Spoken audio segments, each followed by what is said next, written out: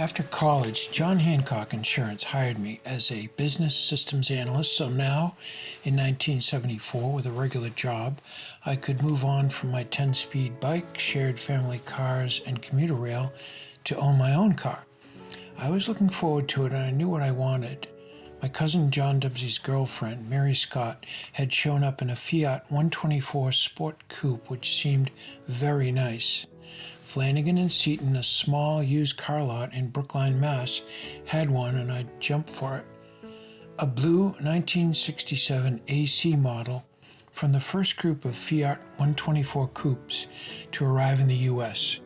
I really liked it right away. 4 on the floor, a double overhead cam engine, 4-wheel disc brakes, double wishbone front suspension, and just a beautiful look in and out. It fit 4 people nicely and handled incredibly well, with expansive 360-degree visibility. It also burned less gas than its American peers, getting 22 miles per gallon or better. A 67 Mustang 6-cylinder got about 16 miles per gallon. At this time, we were still smarting from the 1973 OPEC oil embargo, which made gas a real focus. A colleague from work, Steve Rossi, followed cars closely and brought me a copy of Car and Driver's Review. They called it, quote, a new standard in sports cars. Here's how they described it. Quote, the 124 Sport Coupe costs $1,400 less than an Alfa 1750 GT and $2,300 less than a Porsche 912. Within the limits of sanity, it handles just as well. It has way more useful room inside, and it even has better acceleration than the Porsche. The interior is beautifully styled and executed and would be acceptable in a car costing twice the money. Italian cars, particularly the sporty ones, always seem to be made with the driver in mind, and this is clearly true of the Fiat.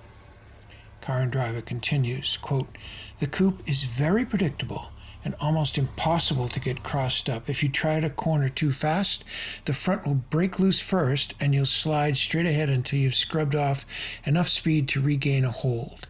It sticks to the road incredibly well and always responds gradually to any inputs from the driver. Quote, no matter how good the Fiat's description may sound, it's pale compared to the joys of driving. Visibility is exceptional. The controls are appropriately light and precise. It's a car that likes to be driven, and the harder you drive it, the happier it is. That handling ease made me want to take it on winding roads like Turtle Pond Parkway near where we lived.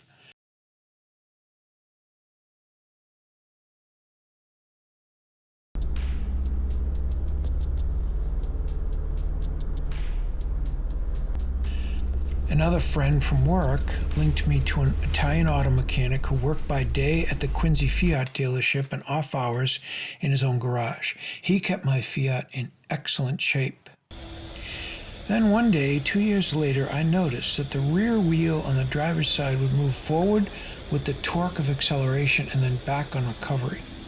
The live rear axle was moving laterally. Yikes! I brought it to an auto garage with a welder. He lifted it up and found the problem here, where the driver's side trailing bar attaches to the underbody. In fact, the fasten point had rusted through. After welding it back together, he looked over the rest of the underbody and said sincerely, a lot of rust here. You better pedal this thing. Very sad news. How could such a great car rust out so quickly? The answers varied. Some blamed, quote, Russian steel, claiming that Fiat took Russian steel rather than currency in payment for setting up the Lada plant. Others debunked this, saying there's no conclusive evidence that Fiat ever used Russian steel. Italy was Europe's second largest producer of steel. Still others blamed unions for inferior steel, claiming Italy appeased the unions by using steel stock that was reprocessed in Italy. This meant more local jobs for Italian union members, but created a lesser quality of steel. In fact, Fiat was not alone with rust problems. Plenty of makers, US, European, and Japanese, at the time saw rust issues. to wit, the Chevy Vega.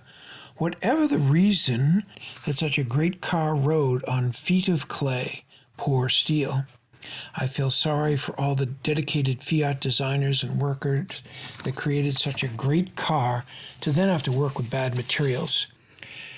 Well, the cheaper gas of the 80s meant a slowdown in small car demand, and the unfavorable reputation Fiat had earned for turning out unreliable and rust-prone cars led them to abruptly withdraw from the United States in 1984, with their brand image in tatters. For me, this rust-through in a structural area put the car on the other side of safety. Even though the car had only gone about 70,000 miles at that point, and on the outside looked fine, I let my mechanic Tony know I was selling it, and he arranged for his college-age nephew to buy it, I think for about $600. All things in life must pass, but in every loss, a gain. My remorse on selling the 124 Sport Coupe must have shown through at work.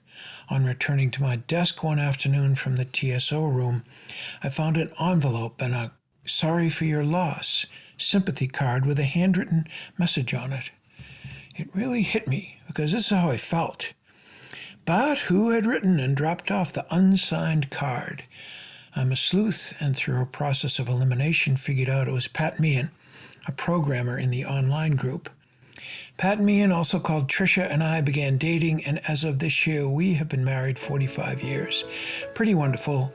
She struck a chord.